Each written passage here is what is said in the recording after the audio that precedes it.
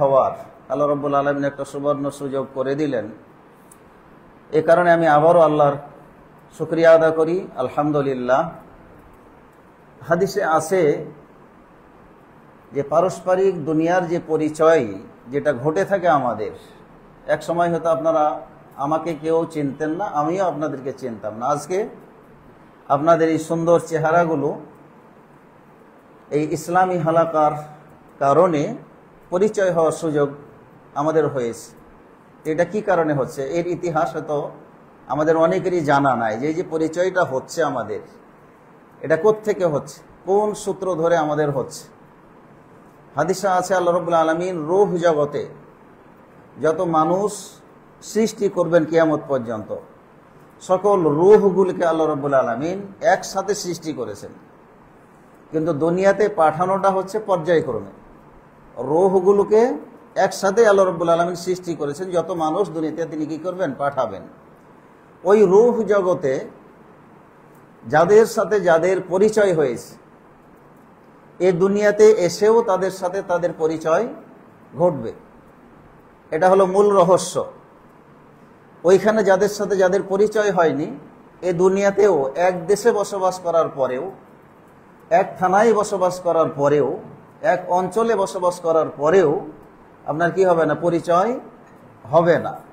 আর ওইখানে যাদের পরিচয় হয়েছে, সে যেই দেশেরই হোক না কেন, তার সাথে আপনার পরিচয় ঘটবেই। যেমনটা আমাদের অনেকের জীবনেই ঘটেছে। যারা হজ করতে গিয়েছে, অনেক দেশের মানুষের সাথে পরিচয় হয়েছে।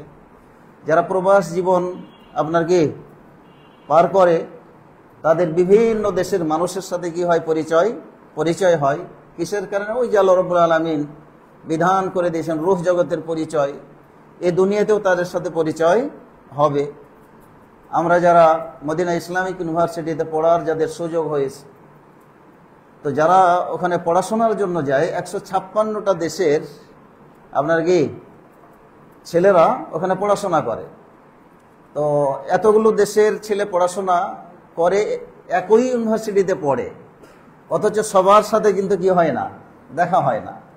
হয়তো তার ডিপার্টমেন্টে যে কয়জন আছে, বা হয়তো অন্য ডিপার্টমেন্টে যাদের সাথে ঘনিষ্ঠ সম্পর্ক আছে, তাদের সাথে দেখা হচ্ছে। তাহলে একটা প্রতিষ্ঠানে পড়েও পরিচয় আপনার কি হয় না। তো এটা ওই যে আল্লাহ রাব্বুল আলামিন রূহ জগতের পরিচয়ের মাধ্যমে যাদের যাদের সাথে পরিচয় ওইখানে সংগঠিত হয়েছে, দুনিয়াতে এসেও তাদের সাথে পরিচয় হবেই হবে। যার বাস্তবতা আজকের আমাদের এই ইসলামী হালাকা। যে আপনাদেরকে আমি চিনতাম না, আপনারা আমাকে চিনতেন না। তো আলহামদুলিল্লাহ, এই হালাকার মাধ্যমে সেই রূহ জগতের পরিচয়টা আজকে আমাদের আপনার কি ঘটে গেল। তো আল্লাহ রাব্বুল আলামিন এই সম্পর্ক, এই পরিচয় যেন জান্নাত পর্যন্ত আল্লাহ রাব্বুল আলামিন আমাদেরকে সংযুক্ত করে দেন। আমরা সেখানেও যেন কি এইভাবে পরিচিত হয়ে কি করতে পারি, থাকতে পারি। আল্লাহ রাব্বুল আলামিন আমাদেরকে জান্নাতুল ফিরদাউস যেন নসিব করেন। সবাই আল্লাহুম্মা আমিন। সম্মানিত ভাইয়েরা, তো আমরা সালাতের গুরুত্ব সম্পর্কে যেহেতু আলোচনা আজকে করব, তো আল্লাহ তাআলা সালাতের ব্যাপারে বহু আয়াত আল্লাহ রাব্বুল আলামিন নাজিল করেছেন। আল্লাহ রাব্বুল আলামিন হাফিযু আলা সালাওয়াতি ওয়াস সালাতিল উসতা ওয়া কুমু লিল্লাহি কানিতিন, যে তোমরা 5 ওয়াক্ত সালাতের হেফাজত করো এবং মধ্যবর্তী সালাতের হেফাজত করো স্পেশাল ভাবে। ওয়া কুমু লিল্লাহি কানিতিন, আর আল্লাহর সামনে যখন তোমরা দাঁড়াবে, খুব বিনয়ের সাথে দাঁড়াবে, ভদ্র হয়ে দাঁড়াবে, নিজেকে আল্লাহ রাব্বুল আলামিনের কাছে ছোট করে কি করবে, দাঁড়াবে, যাতে অহংকার ভাব যেন আল্লাহর সামনে প্রকাশ না পায়। তাহলে এই আয়াতে আল্লাহ রাব্বুল আলামিন আমাদেরকে 5 ওয়াক্ত সালাতের হেফাজতের কথা বলে দিয়েছেন।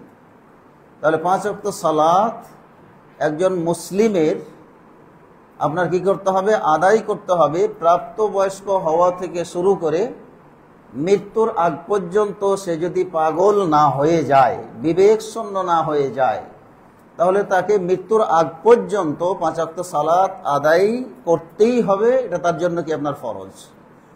তাহলে 5 ওয়াক্ত সালাত না আদায় করে কেউ মুসলিমের ঘরে জন্ম নিয়ে মুসলমান হতে পারে না 5 ওয়াক্ত সালাত ব্যতীত। মুসলিম পরিবারে জন্ম নিয়েছে, মুসলিম দেশে আছে এবং নিজেদেরকে মুসলিম হিসাবে দাবি করে। দাবি করা এক জিনিস আর হওয়া হলো আরেক জিনিস। তো আমাকে মুসলিম হতে হলে আমি কালেমা লা ইলাহা ইল্লাল্লাহ পড়েছি, অথবা কালেমা লা ইলাহা ইল্লাল্লাহ পড়া করে কোনো ঘরে আমরা কি জন্ম নিয়েছি, সেই সূত্রে আমরা হলাম কি মুসলিম, আমরা নিজেদেরকে দাবি করি মুমিন। তো আমরা অতক্ষণ পর্যন্ত মুসলমান পূর্ণাঙ্গভাবে আমরা হতে পারবো না যতক্ষণ পর্যন্ত আমরা 5 ওয়াক্ত সালাত আদায় না করব। অনেক আমল আছে, সালাতের পরে আমরা সিয়াম মুসলিম হিসাবে ফরজ হিসাবে আমরা আদায় করে থাকি।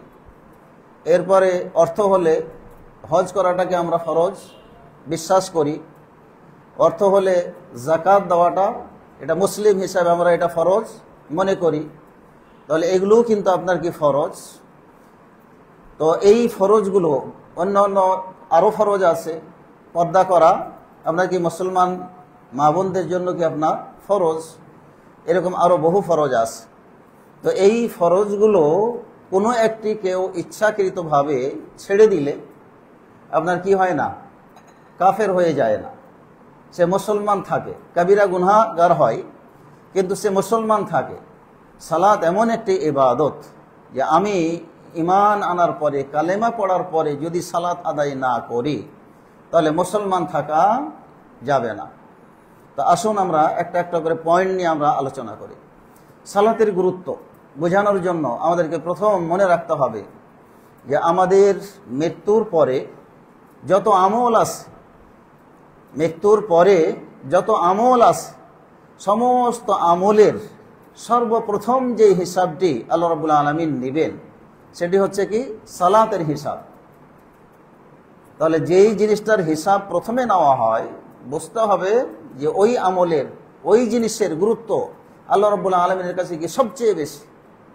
তো আমাদের হজের হিসাব আল্লাহ রাব্বুল আলামিন প্রথম নেবেন না। যাকাত দিতে পারেনি, আল্লাহ তাআলা যাকাতের হিসাব আমাদের প্রথম নেবেন না। আমরা আপনার কি সিয়াম ফরজ, সিয়াম আপনার আদায় করতে পারেনি, আল্লাহ রাব্বুল আলামিন আপনার কি সিয়ামের হিসাব প্রথমে নেবেন না। তাহলে কোন হিসাব আগে নেবেন? সালাতের হিসাব আগে নেবেন। তাই নবী মুহাম্মদুর রাসূলুল্লাহ সাল্লাল্লাহু আলাইহি সাল্লাম হাদিসে বলেছেন যে আউয়ালু মা ইউহাসাবু বিহিল আবদু ইয়াউমাল কিয়ামাতি আস-সালাত, যে কিয়ামতের দিন বান্দার সর্বপ্রথম হিসাব নেওয়া হবে। কিয়ামতের দিন সর্বপ্রথম বান্দার হিসাব নেওয়া হবে কিসের? সালাতের। ফাইন সালাহাত, যদি সালাতের হিসাবটা কাউরি ঠিকঠাক হয়ে যায়, পরিপূর্ণভাবে হয়ে যায় বা সঠিক হয়ে যায়, সালাত আদায় করেছে, এখানে অনেকগুলো বিষয় জড়িয়ে আছে। একটা হলো যে 5 ওয়াক্তই আমি পড়েছি কিন্তু আমার সালাতের গড়বড় আছে, আমি সুন্নাহ মোতাবেক হয়তো কি করি নাই, সালাত আদায় করি নাই, আমার রুকু হয়তো ঠিকঠাক হয় নাই, সিজদা হয়তো ঠিকঠাক হয় নাই, যে সমস্ত ফরজ আছে সেই ফরজগুলো হয়তো কোনোটা ঘাটতি হয়ে গেছে, এটা এক ধরনের হিসাব। আর আরেকটা হলো যে আমি টোটালি সালাত পড়ি নাই, বা অথবা কেউ 2 ওয়াক্ত পড়েছে, 3 ওয়াক্ত পড়েছে, বাকি হয়তো কি 1 ওয়াক্ত বা 2 ওয়াক্ত পড়ে নাই। আবার কেউ হয়তো সপ্তাহে জুমা পড়েছে, বাকি সময় কি পড়ে নাই। তাহলে বিভিন্ন ধরনের সালাতেরই কি আছে? হিসাব আছে। তাই নবী মুহাম্মদুর রাসূলুল্লাহ সাল্লাল্লাহু আলাইহি সাল্লাম বলেছেন যে ফাইন সালুহাত, অপরে আছে ফাইন সালাহাত, যে সালাতের হিসাব যদি সঠিক হয়ে যায় তাহলে কি হবে? সালাহা সাইরু আমালিহি, তাহলে সালাহাত সাইরু আমালিহি, তাহলে সকল আমলের হিসাব আপনার অটোমেটিক হিসাবে, অটো হিসাবে আপনার কি হয়ে যাবে? ঠিক হয়ে যাবে। যেমন ধরেন যে সালাতের হিসাবে আমার যদি পরিপূর্ণভাবে সব ঠিকঠাক মতো আমি হিসাব দিয়ে দিতে পারি আল্লাহ রাব্বুল আলামিনের দরবারে, আমার সিয়ামে ঘাটতি আছে, আমার হজে ঘাটতি আছে, আমার যাকাতে কি আপনার হয়তো ঘাটতি আছে, হ্যাঁ আপনার ঠিকঠাক মতো হয়তো দিতে পারি নাই, তো ওগুলো সালাতের হিসাব সঠিক হয়ে যাওয়ার কারণে ওই আমলগুলোর হিসাব অটোমেটিকভাবে কি হয়ে যাবে? সঠিক হয়ে যাবে। ভুল থাকলেও কি, ঘাটতি থাকলেও, ভুল থাকলেও আল্লাহ রাব্বুল আলামিন সেটা সঠিক হিসাবে ধরে নেবেন, গণ্য করে নেবেন। এটা হলো হাদিসের প্রথম অংশের কি ভাষ্য। দ্বিতীয় অংশে যেটা বলা হয়েছে, ওয়া ইন ফাসাদাত, সালাতের হিসাবে যদি গড়বড় হয়ে যায়, কম বেশি হয়ে যায়, আমার ফরজ অজিবের ভিতরে যদি কি হয়ে যায়, ঘাটতি হয়ে যায়, এখানে যদি ত্রুটি বিচ্যুতি হয়ে যায়, তাহলে ফাসাদাত সাইরু আমালিহি, তাহলে বাকি অন্যান্য আমার জীবনের যত আমল আছে ওই আমলগুলোর হিসাবেও কি গড়বড় হয়ে যাবে। আপনার কি সঠিক আপনার হবে না। তাহলে এই হাদিস থেকে আমরা কি বুঝলাম, যে আল্লাহ রাব্বুল আলামিনের নিকটে মৃত্যু পরবর্তী জীবনে আমাদের সর্বপ্রথম হিসাবটা হবে কিসের? সালাতের। তাহলে এটাকে কেন আপনার গুরুত্ব দিতে হবে, যে এর হিসাব আমাকে দিতে হবে। আর প্রথম হিসাবটা যদি ঠিক হয়, যারা অডিট করে আমাদের, বিশেষ করে যারা আপনার অডিট করে, এরাও যদি দেখা যায় যে কোনো যারা ক্যাশিয়ার বা যারা এরকম দায়িত্বে থাকে বা অর্থমন্ত্রী, যদি একটা হিসাব হয়তো একটা ফাইলের হিসাব যদি সঠিক হয়ে যায়, বাকি ফাইল এত চেক করে না। বাকি ফাইলকে আর চেক করে এত গভীরভাবে নিবিড়ভাবে চেক করা হয় না, ভালোভাবে দেখা হয় না, যেমন তখন কোনো দেখে কি পার যাও খালাস, তোমার কি হিসাব কমপ্লিট হয়ে গেছে। তো আল্লাহ রাব্বুল আলামিন আমাদের মুসলিম হিসাবে আল্লাহ রাব্বুল আলামিনের কাছে সবচেয়ে গুরুত্বপূর্ণ ইবাদত, এই হিসাবটা আল্লাহ রাব্বুল আলামিন আগে নেবেন। এটার হিসাব যদি আমার সঠিক হয়ে যায়, বাকি হিসাবগুলো আল্লাহ রাব্বুল আলামিন এত খুঁটিনাটিকে আর দেখবেন না। আল্লাহ রাব্বুল আলামিন হিসাবান ইয়াসির, সহজ হিসাব, ফাহুয়া ইউহাসাবু হিসাবান ইয়াসিরা, কিয়ামতের দিন কাউরি হিসাব হবে কঠিন আর কাউরি হিসাব হবে কি সহজ। এখন কঠিন হিসাব মানেই হচ্ছে সালাতের প্রথম হিসাব। সালাতের হিসাবটাই আল্লাহ রাব্বুল আলামিন কঠিনভাবে নেবেন, পরীক্ষাটা নেবেন। এরপরে বাকিগুলা কি অটোমেটিক তখন খালি উপস্থাপনা। হিসাবান ইয়াসির মানে হলো আমলটাকে, আমার আমলটাকে আল্লাহ রাব্বুল আলামিনের সামনে জাস্ট খালি কি একটু তুলে ধরে আল্লাহ রাব্বুল আলামিন যাও, যা দরকার নেই, যাও, জান্নাতে দিয়ে দিলাম, আল্লাহ রাব্বুল আলামিন কি পার করে দেবেন। এটা হলো কি আপনার হিসাবান ইয়াসির, সহজ হিসাব। আমরা সূরা গাশিয়ার শেষেও যদিও পড়ার ব্যাপারে শক্তিশালী দলিল নাই, আমরা কি বলি, আল্লাহুম্মা হাসিবনি হিসাবান ইয়াসিরা। আমরা অনেকেই কি আমরা পড়ি সূরা গাশিয়া শেষ করে, সূরা গাশিয়া শেষ করে আমরা এটা কি করি, পড়ি যে আল্লাহুম্মা হাসিবনি হিসাবান ইয়াসিরা। কেন? যে ওখানে জাহান্নামের কথা আছে, শাস্তির কথা আছে, আবার জান্নাতেরও কিছু বর্ণনা আছে। ইন্না ইলাইনা ইয়াবাহুম সুম্মা ইন্না আলাইনা হিসাবাহুম। লাস্টের আয়াত হলো যে ইন্না ইলাইনা ইয়াবাহুম, যে নিশ্চয় আমার নিকটে তোমাদের সকলের প্রত্যাবর্তন করতে হবে। তারপরে কি বলা হয়েছে, সুম্মা ইন্না আলাইনা হিসাবাহুম, আর আমার কাছে আসলে তোমাদের হিসাব আমার জন্য নেওয়া আবশ্যক। তাহলে আল্লাহ রাব্বুল আলামিন আমাদের হিসাব নেবেন। এই জন্যই আমরা দোয়াটা পড়ি কি, যে আল্লাহুম্মা হাসিবনি হিসাবান ইয়াসিরা, যে হে আল্লাহ তুমি আমার সহজভাবে হিসাব নাও।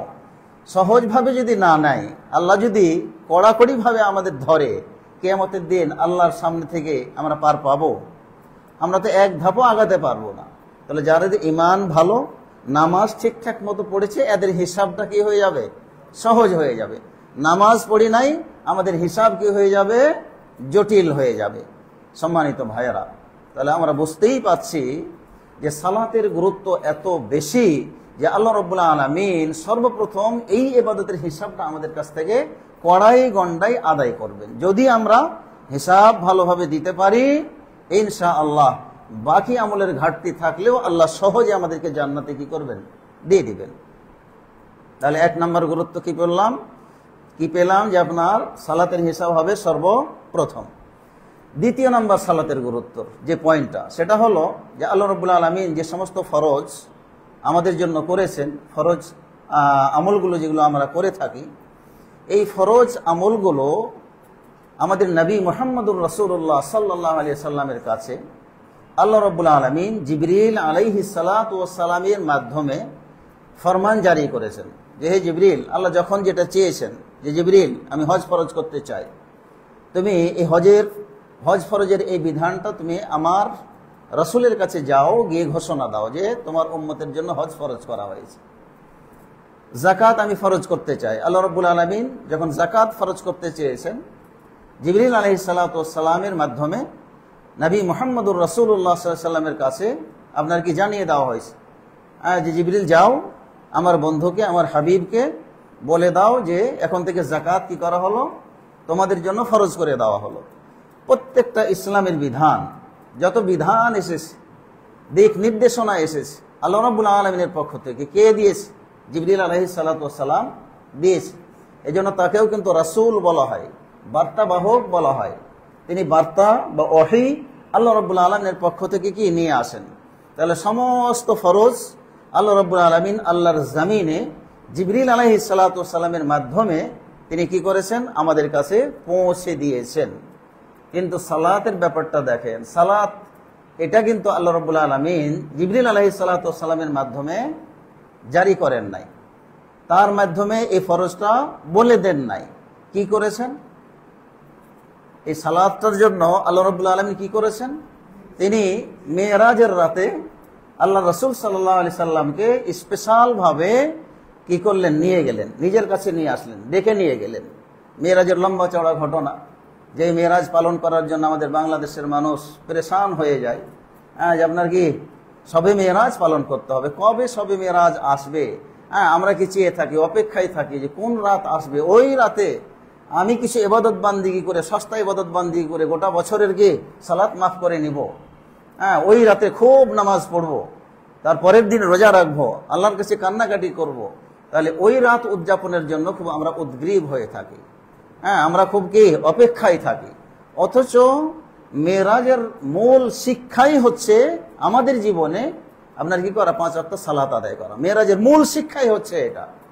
তো সেই রাতে আমাদের নবী মুহাম্মদুর রাসূলুল্লাহ সাল্লাল্লাহু আলাইহি সাল্লামকে যখন মানে চরম দুশ্চিন্তায়, অনেক টেনশনে, অনেক পেরেশানিতে কাফের মুশরিকদেরকে দাওয়াত দিচ্ছে, দাওয়াত কবুল করে না, বরং উল্টা তাকে কি করা হচ্ছে? মার দেওয়া হচ্ছে, তাইফের ময়দানে রক্তাক্ত করা হচ্ছে।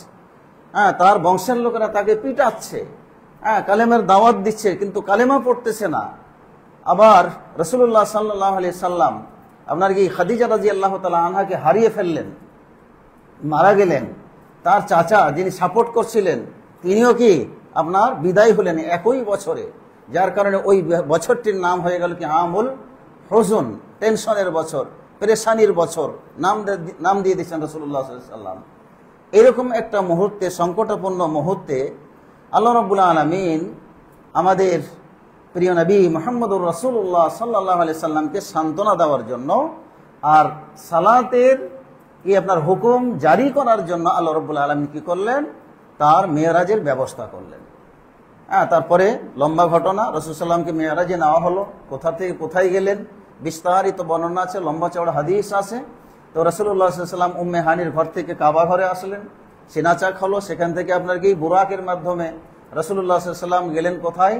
আপনার সিরিয়ায় আপনার কি গেলেন, বাইতুল মুকাদ্দাস যেটা আর কি আমরা এটা বলি ফিলিস্তিনে গেলেন। তখন সিরিয়া এবং ফিলিস্তিন সব মিলিয়ে আপনার কি মানে একটা রাষ্ট্র ছিল আর কি। তো রাসূলুল্লাহ সাল্লাল্লাহু আলাইহি সাল্লাম সেখানে গেলেন, সমস্ত নবীদেরকে নিয়ে ইমামতি করলেন বাইতুল মুকাদ্দাসে। সেখান থেকে আপনার কি বিশেষ বাহনে, বুরাক আর থাকলো না, বিশেষ বাহনে আল্লাহ রাব্বুল আলামিনের কাছে প্রথম আসমান, দ্বিতীয় আসমান, চতুর্থ আসমান, এই করতে করতে আপনার কি সিদরাতুল মুনতাহায় পৌঁছে জিবরিল আলাইহিস সালাতু ওয়াস সালাম বললেন যে আমার যাওয়ার আর পারমিশন নাই, অনুমতি নাই, এখন আপনাকে একাই আল্লাহর কাছে কি যেতে হবে। আল্লাহ রাব্বুল আলামিনের কাছে নবী মুহাম্মদুর রাসূলুল্লাহ সাল্লাল্লাহু আলাইহি ওয়াসাল্লাম গেলেন। পথিমধ্যে অনেক সাক্ষাৎ, আলাপ আলোচনা, আপনার কি অনেক কিছুই হলো। আল্লাহ রাব্বুল আলামিনের কাছে যখন তিনি গেলেন, যাওয়ার পরে কথোপকথন হলো পর্দার আড়াল থেকে, আল্লাহর সাথে কথা হলো, ডাইরেক্ট কথা হওয়ার পরে আপনার কি হলো? আল্লাহ রাব্বুল আলামিন আমাদের নবী মুহাম্মদুর রাসূলুল্লাহ সাল্লাল্লাহু আলাইহি সাল্লামকে বললেন যে তোমার জন্য, তোমার উম্মতের জন্য 50 ওয়াক্ত নামাজ বা সালাত আমরা কি করলাম, আমি কি করলাম? ফরজ করে দিলাম। 50 ওয়াক্ত সালাত আল্লাহ রাব্বুল আলামিন আমাদের জন্য ফরজ করে দিলেন। ফরজ করার পরে তারপরে জান্নাত দেখানো হলো, জাহান্নাম দেখানো হলো। মানুষ কোন আমল করলে জান্নাতে আসবে, কোন আমল করলে তাকে জাহান্নামে যেতে হবে, জাহান্নামে কোন আমলের কারণে কোন ধরনের শাস্তি হয়, সেই বিষয়গুলো নবী মুহাম্মদুর রাসূলুল্লাহ সাল্লাল্লাহু আলাইহি সাল্লামকে দেখানো হলো। এখন এখানে প্রশ্ন আসতে পারে যে জান্নাত জাহান্নাম তো এখন কিয়ামতের দিন দিবে, তো রাসূল সাল্লাম জান্নাত জাহান্নাম কেমনে দেখলেন? এরকম প্রশ্ন আমাদের মাথায় আসতে পারে। তো এখানে জান্নাত জাহান্নাম তো তখনও যায়নি, কিয়ামত সংগঠিত হবে, হিসাব নিকাশ হবে, তারপরে কোথায় যাবে? যারা জাহান্নামী তারা জাহান্নামে যাবে, যারা জান্নাতি তারা কি জান্নাতে যাবে। তো রাসূল সাল্লাম কাদেরকে দেখলেন? এরকম প্রশ্ন আপনার কি অনেকেই আপনার করে থাকে। তাহলে এগুলোর জবাব আমরা কি দিব? এটা হলো যে একটা চিত্র কি জান্নাতীদের চিত্র কিরকম হবে, জাহান্নামীদের চিত্র কিরকম হবে, এরকম একটা চিত্রেও দেখেছেন। সরাসরি মানুষকে মানে দেখেন নাই, যে ওদেরকে শাস্তি হচ্ছে, অর্থাৎ শাস্তির চিত্রটা আল্লাহ রাসূল সাল্লাল্লাহু আলাইহি ওয়াসাল্লাম কি দেখেছেন। যেমন ধরুন যে একটা বিল্ডিং যখন আমরা বানাই, বিল্ডিং না বানানোর আগে কিন্তু একটা চিত্র যারা ইঞ্জিনিয়ার তারা তৈরি করে কি করে না, যে কোন দিকে ব্যালকনি হবে, কোন দিকে আপনার দরজা হবে, কোন দিকে বাথরুম হবে, বিল্ডিং এর ডিজাইনটা কেমন হবে। তাহলে একটা বিল্ডিং বানানোর আগেই কি করা হয়, এগুলো ড্রয়িং করা হয়। তারপরে কি ওটা দেখেই আমরা মোটামুটি আস্থা আনি যে হ্যাঁ এটা এভাবে করা যেতে পারে, তাই কি না? তাহলে একটা বিল্ডিং তৈরি হওয়ার আগেই মানে কি আমরা প্ল্যানটা জানতে পারছি। আল্লাহ রাব্বুল আলামিন ঠিক একইভাবে জান্নাত এবং জাহান্নামে কি ঘটনাগুলো ঘটবে, এই চিত্রগুলি আমাদের নবী মুহাম্মদুর রাসূলুল্লাহ সাল্লাল্লাহু আলাইহি সাল্লামকে কি করেছেন, আপনার দেখিয়েছেন। ওই সুবাদে আপনার কি জান্নাতের সুসংবাদগুলো হাদিসে আমরা পাই, জাহান্নামীদের যে শাস্তির এই ভয়গুলো আমরা কোথা থেকে পাই, হাদিস থেকে পাই। এর মানে এই না যে ওখানে এভাবে শাস্তি একবারে অলরেডি অরিজিনাল ভাবে কি আপনার হচ্ছিল। তাহলে আমাদের এই মাসালাটা আমাদের কাছে পরিষ্কার। তো আল্লাহ রাব্বুল আলামিন আল্লাহ রাসূলকে 50 ওয়াক্ত নামাজ যখন দিলেন, তিনি সেই হুকুম নিয়ে তিনি যখন আবার ফিরতেছিলেন, ষষ্ঠ আসমানে মুসা আলাইহিস সালাতু ওয়াস সালামের সাথে আবার দেখা হলো, কথাবার্তা আপনার কি বিনিময় হলো। মুসা আলাইহিস সালাতু ওয়াস সালাম জিজ্ঞেস করলেন যে তোমার উম্মতের জন্য, তোমার জন্য আল্লাহ রাব্বুল আলামিন মানে কি হুকুম জারি করলেন, কোন আমলটি স্পেশাল ভাবে করার জন্য বললেন। তখন তিনি বললেন যে আমাকে আমার রব 50 ওয়াক্ত সালাত আদায় করতে বলেছেন, আমার উম্মতের জন্য 50 ওয়াক্ত সালাত তিনি ফরজ করেছেন। মুসা আলাইহিস সালাতু ওয়াস সালাম তিনি চিন্তা ভাবনা করে দেখলেন যে এটা তো তোমার জন্য খুব জটিল হয়ে যাবে, তোমার উম্মতের জন্য জটিল হয়ে যাবে। 50 ওয়াক্ত সালাত যদি হয়, আর এই 24 ঘন্টার ভিতরে তো সালাতের ভিতরেই থাকতে হবে, তাই না? 24 ঘন্টায় যদি আপনার কি 50 ওয়াক্ত সালাত ফরজ থাকতো, তাহলে আমাদের এই সালাত আদায় করতে করতে কি দিন রাত শেষ হয়ে যেত। মুসা আলাইহিস সালাতু ওয়াস সালাম পরামর্শ দিলেন যে না, তুমিও পারবা না, তোমার উম্মতও পারবে না। ইমানের দিক থেকে আমার উম্মতের চেয়ে তোমার উম্মতেরা আরো দুর্বল, শারীরিকভাবে মানসিকভাবে তোমার উম্মতেরা আরো দুর্বল হবে, আমার উম্মতেরা শারীরিকভাবে মানসিকভাবে অনেক শক্তিশালী ছিল, তারপরেও তারা আল্লাহর হুকুমগুলো তারা যথাযথভাবে কি পালন করতে পারে নাই। অতএব তুমি আল্লাহর কাছে যাও, গিয়ে কিছুটা কমাইয়ে নিয়ে আসো। নবী মুহাম্মদুর রাসূলুল্লাহ সাল্লাল্লাহু আলাইহি সাল্লাম আল্লাহর কাছে গেলেন, আল্লাহ রাব্বুল আলামিন কি করলেন, কমাই দিলেন। এই যাওয়া আসার মাঝে আপনার কি কয়েকবার যাওয়া আসার মাঝে আপনার লাস্ট আল্লাহ রাব্বুল আলামিন বললেন যে 5 ওয়াক্ত কি করলাম, আমি নির্ধারণ করলাম, আমি তোমার উম্মতের জন্য তোমার জন্য এই 5 ওয়াক্ত নির্ধারণ করে দিলাম। তবে আমার কথার হেরফের হবে না, আমি সুযোগ দিলাম যে তোমার উম্মত যদি এই দিন রাত্রে 5 ওয়াক্ত সালাত আদায় করে, আমি যে 50 ওয়াক্ত জারি করেছিলাম, ফরজ করেছিলাম, এই 50 ওয়াক্ত সালাত আদায় করলে যেই পরিমাণ তার নেকি হতো, 5 ওয়াক্ত সালাত আদায় করলেই আপনার ওই পরিমাণ নেকি আমি আল্লাহ রাব্বুল আলামিন তোমার উম্মতকে কি আমি দিয়ে দেব। সুবহানাল্লাহ।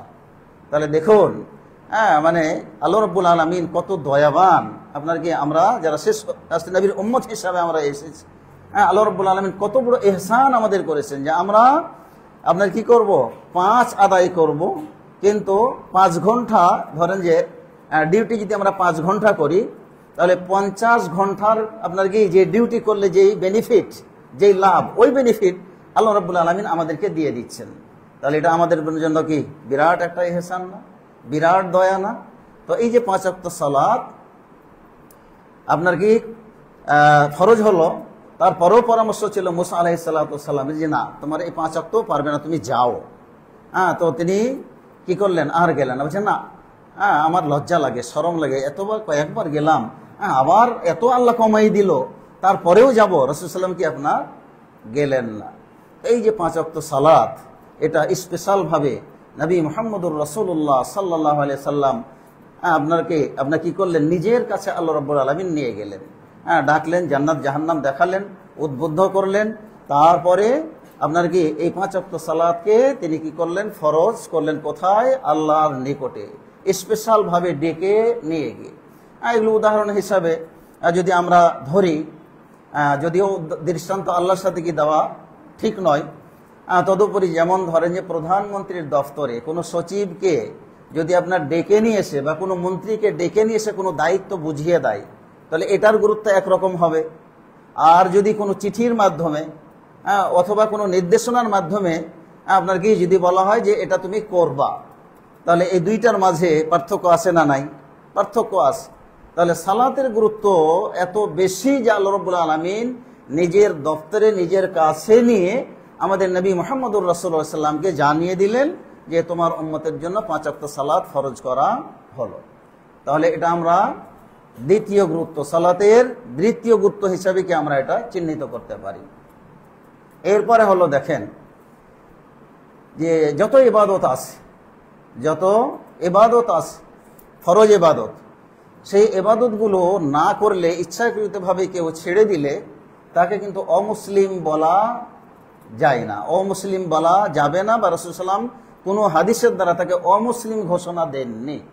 কিন্তু সালাত এমন একটি ইবাদত, কেউ যদি জেনে বুঝে সজ্ঞানে যদি ছেড়ে দেয়, তাহলে তাকে রাসূলুল্লাহ সাল্লাল্লাহু আলাইহি ওয়াসাল্লাম তার জবানে কাফের বলে ফতোয়া দিয়েছেন।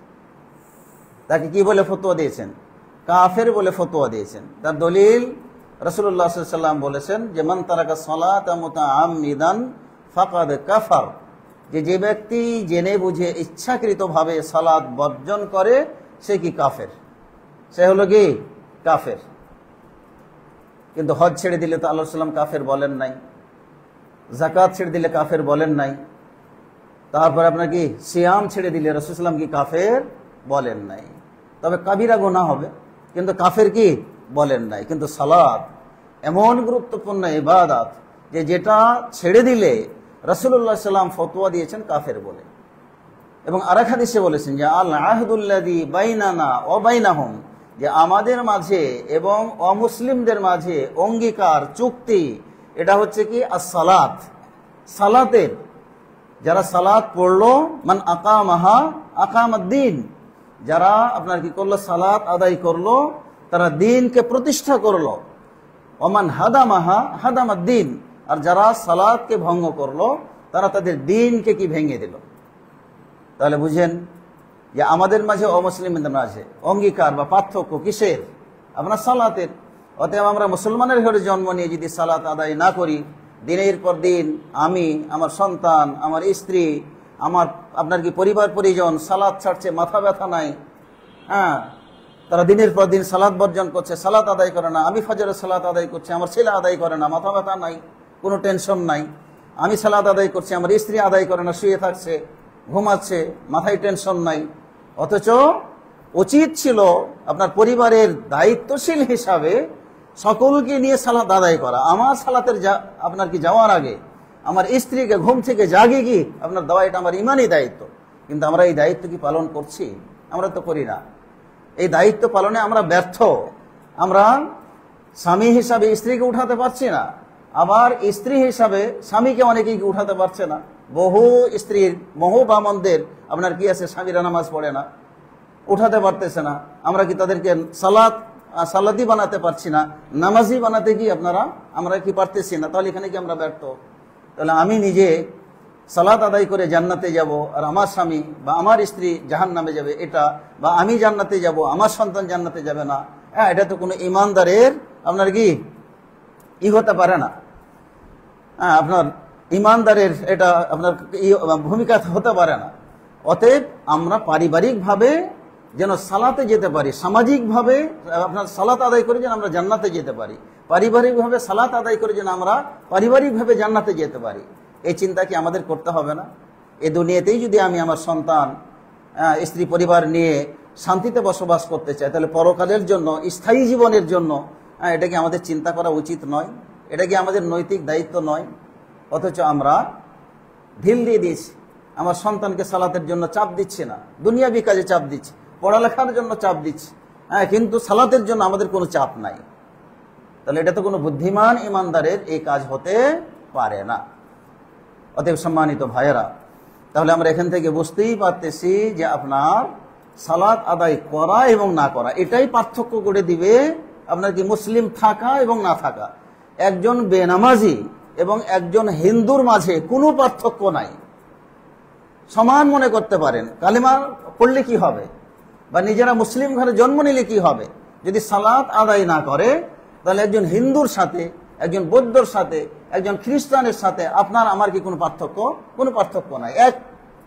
আর যখন আমরা সালাত আদায় করব, মসজিদে গিয়ে সালাত আদায় করব, 5 ওয়াক্ত সালাত যখন আমরা আদায় করব, তখন পার্থক্য গড়ে দিবে আপনার এবং আমার মাঝে। যে আমি মুসলিম আর অন্যরা কি অমুসলিম, তারা সালাত আদায় করে না। অথচ আমরা মুসলমান ঘরে জন্ম নিয়ে আমাদের কি সালাত আদায় করার মন মানসিকতা আমাদের নাই। যদি সত্যিকার জরিপ চালানো হয়, যে বাংলাদেশে আমরা বলে থাকি যে 90% মুসলমানের দেশ, এটা আমাদের দাবি, এটা আমাদের কি দাবি যে এই বাংলাদেশ হচ্ছে 90% মুসলিমের দেশ। সম্মানিত ভাইয়েরা, 90% এই ব্যক্তিরা আপনার সালাত কি আদায় করে? 5 ওয়াক্ত সালাত আদায় করে? করে না। যদি আমরা আপনার কি করি, তথ্য নেই, তথ্য যদি সংগ্রহ করি, তাহলে একটা ফ্যামিলি যদি আপনার 10 জন সদস্য থাকে, তাহলে দেখা যাবে যে আপনার ওই 10 জনের ভিতরে হয়তো 1 জন 2 জন নামাজ পড়ে, বাকি হয়তো 8 জনই পড়ে না, বা 7 জনই কি আপনার নামাজ পড়ছে না। তাহলে কি করে আপনার শতকরা 90% মুসলমানের দেশ হতে পারে? কোশ্চিনকালেও সম্ভব না। একটা জরিপে দেখেছিলাম আপনার 90 দশকের, যে একটা এমনি আনুমানিক জরিপ চালানো হয়েছিল যে 5 ওয়াক্ত সালাত আদায়কারীর আপনার পরিমাণ বা সংখ্যাটা হচ্ছে আপনার কি 2%। 5 ওয়াক্ত সালাত আদায়কারীর সংখ্যাটা হচ্ছে আপনার কি 2%। আর যারা হয়তো 1 ওয়াক্ত 2 ওয়াক্ত আদায় করে, বাকি 3 ওয়াক্ত বা 1 ওয়াক্ত কি আদায় করে না, এরকম হতো। আর কিছু যদি আমরা ধরি, তাহলে মোটামুটি হয়তো 5% লোক বা সর্বোচ্চ হয়তো 10% লোক আপনার কি সালাত আদায় করে, বাকি 90%ই কি আপনার বাংলাদেশের মানুষ কি করে না, সালাত আদায় করে না। আমরা একটু স্বাভাবিকভাবে বেরেন যদি কি করি খাটাই, তাহলে আমাদের কাছেও কিন্তু ধরা পড়ে যাবে যে আসলে সত্যিকার বিষয়টি তাই। 5 ওয়াক্ত সালাত কয়জনে পড়ে? আবার দেখা যায় যে পাক্কা সালাত আমরা আদায় করি, পাক্কা নামাজি, কিন্তু 4 ওয়াক্ত খুব মাশাআল্লাহ তাকবীর ওলার সাথে পড়তেছি, জামাতের সাথে পড়তেছি, মিস নাই, জিকির আজকার করতেছি, সবই করতেছি, কিন্তু ফজরের নামাজে আমাদের ঘুম ভাঙে না। এরকম মুসল্লি আছে না নাই? আছে। যে 4 ওয়াক্ত খুব আপনার কি তাকবীর ওলার সাথেই পড়তেছে, কিন্তু ফজরের সালাতে আর ঘুম ভাঙে না। তাহলে দেখা যাচ্ছে যে আমিও তো ওই বেনামাজির খাতাতেই রয়ে গেছি, যে আমি ফজরের সালাতটা কি আদায় করতে পারছি না ইমামের সাথে। তাহলে আমিও কি পূর্ণাঙ্গ আকারে আপনার কি সালাত কায়েমকারী নই, সালাত আদায়কারী কি নই। তাহলে এরকম ভাবে আমাদের অবস্থা চলতেছে। কিন্তু আসলে কি বিষয়টা এই, সালাত যারা নষ্ট করে এদের অবস্থান কোথায়? আল্লাহ রাব্বুল আলামিন আপনার বলেছেন সূরা মারইয়ামে যে ফাখালাফা মিন বাদিহিম খালফুন আযাউস সালাত ওয়াত্তাবাউশ শাহাওয়াত ফাসাউফা ইয়ালকাউনা গাইয়া, যে পরবর্তীতে এমন কিছু মানুষের আগমন ঘটবে বা ঘটলো যে আযাউস সালাত, তারা সালাতকে নষ্ট করলো। সালাত নষ্ট বিভিন্নভাবে হয়, আগেই বলেছি যে সালাত বিভিন্নভাবে নষ্ট হয়। একেবারে কেউ পুরোপুরি ছেড়ে দিলে, কেউ কিছু পড়লে কিছু ছাড়লে, কেউ আপনার কি ফরজ এবং ওয়াজিবগুলো ঠিকঠাক মতো না করলে, এগুলো সালাত নষ্ট করার ভিতরেই কি শামিল। বা হয়তো সালাত 5 ওয়াক্তই আদায় করছে, টাইম মতো আদায় করছে না, এটাও সালাত নষ্ট করার ভিতরে কি আপনার অন্তর্ভুক্ত। তো এই সালাত যারা নষ্ট করে, ওয়াত্তাবাউশ শাহাওয়াত, এবং খেয়াল খুশি মতো প্রবৃত্তির অনুসরণ করে, খেয়াল খুশি মতো পড়ে, নিজের দুনিয়াবি সব কাজকর্ম সেরে তারপরে সালাত আদায় করতে যায়। শাহওয়াত, মনে যা চাই সেটারই কি আপনার অনুসরণ করা, সেটাই সেইভাবেই করা, এটাকে বলা হয় কি ইত্তেবাউশ শাহওয়াত। অনেক মা বোনরা আছে দেখবেন যে রান্না বান্না, জোহরের টাইম হয়ে গেছে হয়তো 12:30টায় বা 1টায়, এখন সব রান্না বান্না করে স্বামী, তারপরে কি বাচ্চা, সবাইকে খাবার দাবার খাওয়িয়ে তারপরে কি করবে, ঠিক আসরের আজান যখন দিবে তার আগে আগে আপনার কি করে, মা বোনেরা সালাতে দাঁড়ায়। সালাত শেষ করতে করতেই দেখা যায় আসরের আজান কি আপনার হয়ে গেল।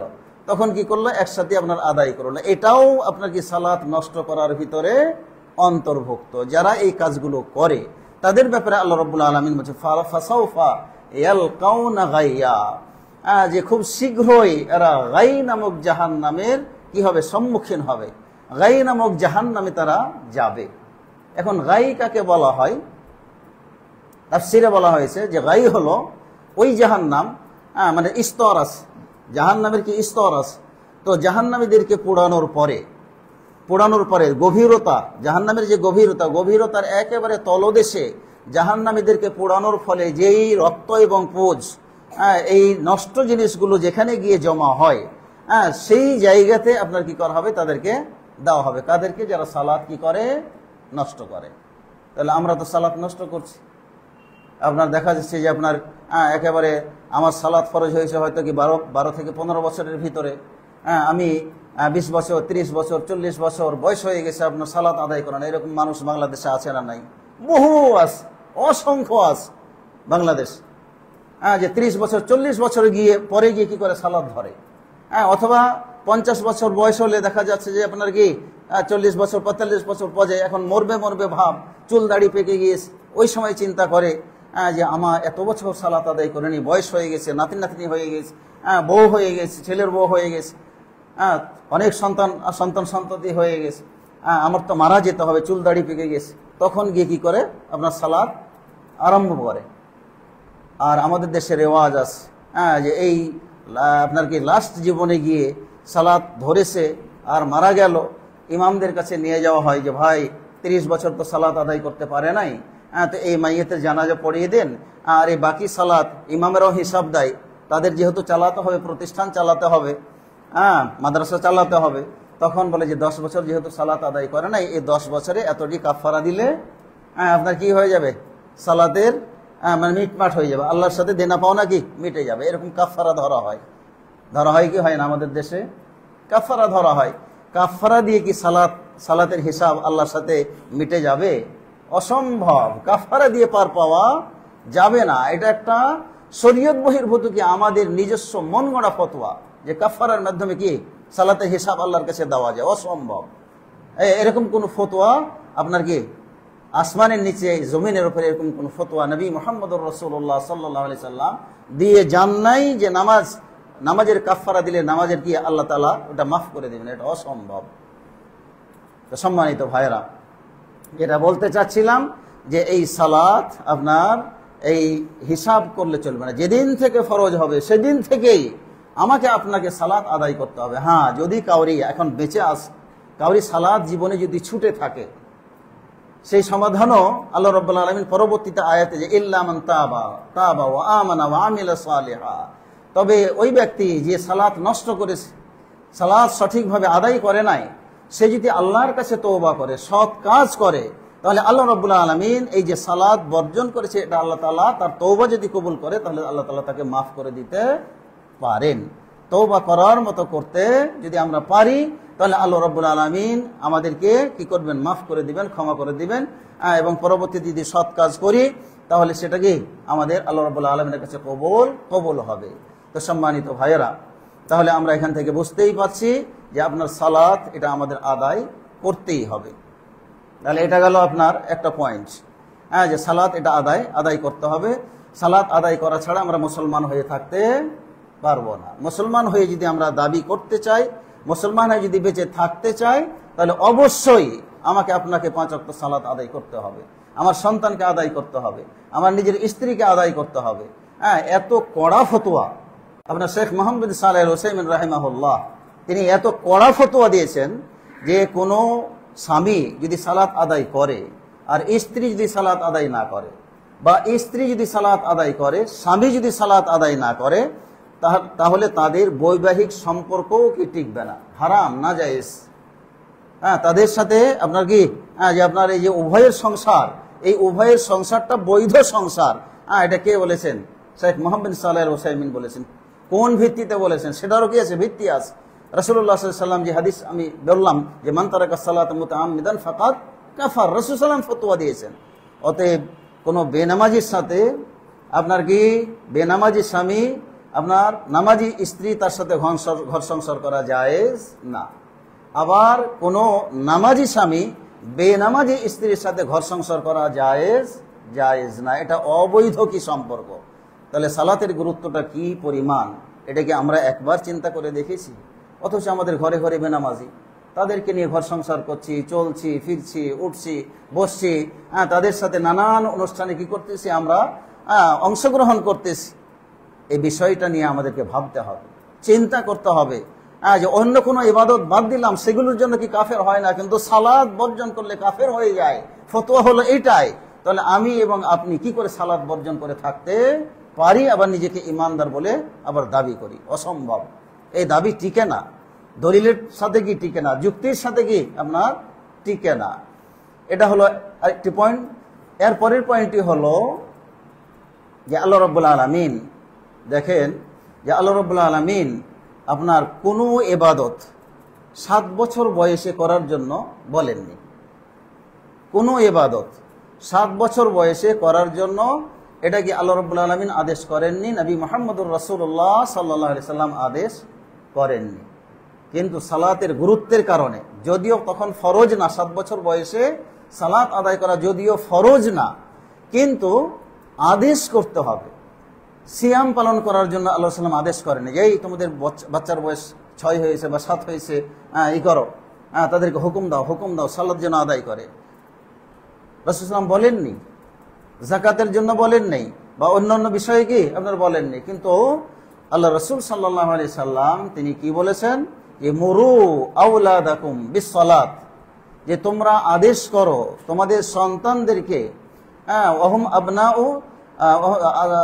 সাবআ, তাদের বয়স যখন কি হবে 7 বছর হবে, তখন তোমরা তোমাদের সন্তানদেরকে সালাতের আদেশ করো। ওয়াদরিবুহুম আলাইহা বিআশার, আর যখন তাদের বয়স কি হবে 10 হবে, যখন 10 হয়ে যাবে 7 বছরের আদেশ করবা, মানলে মানুক, না মানলে মানুক, না মানুক, কিন্তু আদেশ করতে হবে। কিছু পড়ুক কিছু না পড়ুক তাতে যায় আসে না। কিন্তু যখন কি হয়ে যাবে 10 বছর হয়ে যাবে, তখন আর আদেশ না, আদেশ দিয়ে আর কাম হবে না। তখন আমাদের যে পদক্ষেপটা নিতে হবে সেটা হলো কি, তাদেরকে হালকা মার, শাসন, এটা কি করতে হবে। এরপরেও আপনি 10 বছর, আপনার কি 10 বছরে এই আদেশ, একটু শাসন, এইভাবে তাদেরকে করতে করতে তারপরেও যদি দেখা যায় যে কোনো অক্ত পড়ছে কোনো অক্ত পড়ে না, 15 বছর কি হয়ে গেছে, 15 বছর হলো লাস্ট ইয়ার কি, তো 15 বছর হয়ে গেছে, এরপরেও যদি না পড়ে, মানে একজন পুরুষ প্রাপ্তবয়স্ক আপনার হওয়ার জন্য 15, আর নারীদের জন্য মোটামুটি নির্ধারণ করা হয়েছে কি আপনার 9 থেকে 12। এটা হলো কি তাদের প্রাপ্তবয়স্ক হওয়ার একটা মানে পূর্ণাঙ্গ বয়স। আর মূল হলো যে আপনার নারী এবং পুরুষের কিছু আলামত আছে, সেগুলো যখন প্রকাশ পেয়ে যাবে তখনই সেই প্রাপ্তবয়স্ক হিসাবে কি হয়ে যাবে, গণ্য হয়ে যাবে। যেমন ছোট বাচ্চাদের মুখে দাড়ি নাই, একসময় দাড়ি অটোমেটিক উঠবে, মোচ নাই মোচ উঠবে, আপনার কি এগুলো আপনার প্রাপ্তবয়স্ক হওয়ার আলামত। নারীদের জন্য পিরিয়ড আপনার কি হয়নি একটা সময় পর্যন্ত, যখন পিরিয়ড কি আপনার চলে আসবে, এগুলো হচ্ছে তাদের প্রাপ্তবয়স্ক হওয়ার কি আলামত। কিছু জায়গার লোম উঠা, এগুলো হচ্ছে প্রাপ্তবয়স্ক হওয়ার কি আলামত। তো রাসূলুল্লাহ সাল্লাম কি বললেন, যে ওয়াফাররিকু মাযাজিআহুম, 10-এর পরেও যদি না শুনে, তখন আমাদের তৃতীয় ধাপ হলো যে তাদেরকে আপনার কি বিছানা আলাদা করে দাও। এখন আমরা আমাদের ফ্যামিলিতে যদি জরিপ চালাই, আমাদের 15 বছর 20 বছরের সন্তান আছে না, তো তাদের সাথে গিয়ে আমাদের সম্পর্ক আছে না, বাবা ছেলের সম্পর্ক আছে না, আমরা তাদের বিছানাকে আলাদা করতে পেরেছি, তাদের ঘরকে আলাদা করতে পেরেছি, তাদের খাবার রান্না বান্নার কি আলাদা আপনার কি পদক্ষেপ আমরা নিতে পেরেছি? পারি নাই। তো তাহলে এখানেও তো আমরা ব্যর্থ, যে নামাজি বানানোর যে পদক্ষেপগুলো রাসূলুল্লাহ সাল্লাল্লাহু আলাইহি ওয়াসাল্লাম আমাদেরকে নেওয়ার জন্য আদেশ করলেন, আমরা তো এই পদক্ষেপ কেউ নেই না। কি আলেম, কি হাজি, বা কি আপনার কি আরো অন্য কোয়ালিটির মানুষ, আমাদের এই পদক্ষেপগুলো আমরা কেউ নিচ্ছে না। এরকম খবর শোনা কোথাও যায় না যে নামাজ না পড়ার কারণে তার বাবা তার ছেলেকে সংসার থেকে আলাদা করেছে। এরকম তথ্য কি আমাদের কাছে আছে? নাই। এই তথ্য আমাদের কাছে কি আপনার নাই। অথচ রাসূলুল্লাহ সাল্লাম এই সালাতের এত গুরুত্ব, এই ইবাদতটির এত মর্যাদা, এত গুরুত্ব আল্লাহ রাব্বুল আলামিনের দরবারে যে আমাদেরকে 7 বছর থেকেই ট্রেনিং দেওয়া শুরু করতে হবে। 10 বছরে পৌঁছে গেলে তখন মার শুরু করতে হবে। এরপরেও যদি আপনার না পড়ে, তখন সংসার থেকে তাদের কি করতে হবে, আলাদা করে সেপারেট করে তারা নিজেদের ইচ্ছা অনুযায়ী তারা কি চলুক, তারা নিজেদের ইচ্ছা মতো কি সংসার আপনার কি মানে করুক। এইভাবে রাসূল সাল্লাম কি করেছেন, আদেশ করেছেন। অতএব সম্মানিত ভাইরা মুসলিম, অথচ আমরা এই পদক্ষেপ আমাদের কোথাও আমরা নেই না। তাহলে এটি হলো সালাতের আরেকটি গুরুত্ব।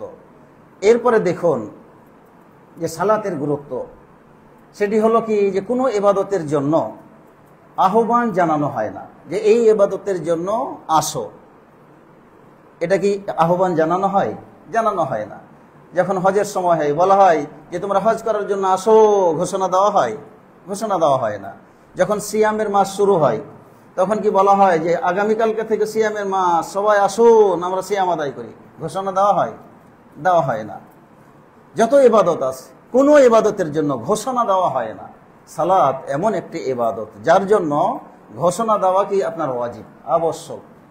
সেই ঘোষণাটা কি? হাইয়া আলাস সালাহ। ঘোষণা দেওয়া হয় না যে হাইয়া আলাস সালাহ, সালাতের দিকে আসো, হাইয়া আলাল ফালাহ, কল্যাণের দিকে আসো। তাহলে 5 ওয়াক্ত সালাতের জন্য 5 বার আপনার কি সারা বিশ্বে কোটি কোটি মুয়াজ্জিনেরা আপনাকে আমাকে এই সালাতের জন্য আহ্বান জানাচ্ছে, যে সালাতের জন্য আসো, কল্যাণের জন্য আসো। মানে এই সালাতটাই আমাদের জীবনের জন্য কি কল্যাণ, আমাদের জীবনের জন্য কি মুক্তি, সফলতা, ইহকালে সফলতা, পরকালে সফলতা। তাহলে 5 ওয়াক্ত সালাত এটা গুরুত্ব হওয়ার কারণেই আল্লাহ রাব্বুল আলামিন আবশ্যক করে দিলেন যে 5 ওয়াক্ত সালাতে ঘোষণা দিতে হবে, মানুষকে সতর্ক করতে হবে। মুসলমান এলাকায়, মুসলমান মহল্লায় আজান দাও, আজানের ব্যবস্থা করো। আল্লাহ রাব্বুল আলামিন কি ব্যবস্থা করে দিলেন? আজান দিতে হবে, আজান দেওয়াই লাগবে। এমনকি রাসূলুল্লাহ সাল্লাল্লাহু আলাইহি ওয়াসাল্লাম হাদিসে বলেছেন যে কোনো একটা এলাকায় যখন তোমরা 3 জন থাকবে, তখন 3 জনের ভিতরে একজন আজান দিবে এবং তারপরে ইকামত দিয়ে জামাতের সাথে কি করবে, সালাত আদায় করবে। তাহলে 3 জন হলেও আজান দিয়ে সালাত আদায় করার কথা নবী মুহাম্মদুর রাসূলুল্লাহ সাল্লাল্লাহু আলাইহি সাল্লাম আমাদেরকে আদেশ করলেন। কেন? যে এটা এমন একটি ইবাদত, যে ইবাদতের মাধ্যমে আল্লাহ রাব্বুল আলামিনের সাথে ডাইরেক্ট বান্দার কি হয়, কানেকশন হয়। অন্য কোনো ইবাদতে কানেকশন হয় না। আল্লাহর সাথে যতটা সংযোগ স্থাপন করা যায় সালাতের মাধ্যমে, অন্য কোনো ইবাদতে আপনার কি সংযোগ স্থাপন করা যায় না। আমরা সালাতের ভিতরে একেবারে আল্লাহর কাছাকাছি পৌঁছে যাই। তাই তো নবী মুহাম্মদুর রাসূলুল্লাহ সাল্লাল্লাহু আলাইহি ওয়াসাল্লাম হাদিসে বলেছেন, আকরাবু মা ইয়াকুনুল আবদু মির রাব্বিহি ওয়া হুয়া সাজিদ। যে কোনো বান্দা তার রবের সবচেয়ে নিকটে থাকে ওই সময় যখন সেই সিজদায় কি পড়ে থাকে। যখন সিজদায় মানে কি মাথা নত করে আল্লাহর সামনে পড়ে থাকে, তখন বান্দা সবচেয়ে তার রবের কি কাছাকাছি থাকে। অতএব বান্দার উচিত আল্লাহ রাব্বুল আলামিনের কাছে বেশি বেশি দোয়া করা, বেশি বেশি কি আপনার দোয়া করা। ফাকসিরু আদ-দুআ, তোমরা বেশি বেশি কি করবে, দোয়া করবে সিজদায়। সিজদায় দোয়া করলে আল্লাহ রাব্বুল আলামিন আপনার কি সাথে সাথে কবুল করেন। আল্লাহ রাব্বুল আলামিন সিজদারত অবস্থার দোয়া আল্লাহ রাব্বুল আলামিন কি ফিরিয়ে দেন না। তাহলে চিন্তা করে দেখুন যে সালাতের গুরুত্ব কত বেশি। যে আজান দিতে হবে, আজান দিতে হবে। এক আজানকে কেন্দ্র করে কত যে সওয়াব আছে। এক আজানের কিছু আমল করে আমরা জান্নাত লাভ করতে পারি, জানেন? এই তথ্য জানা আছে আপনাদের?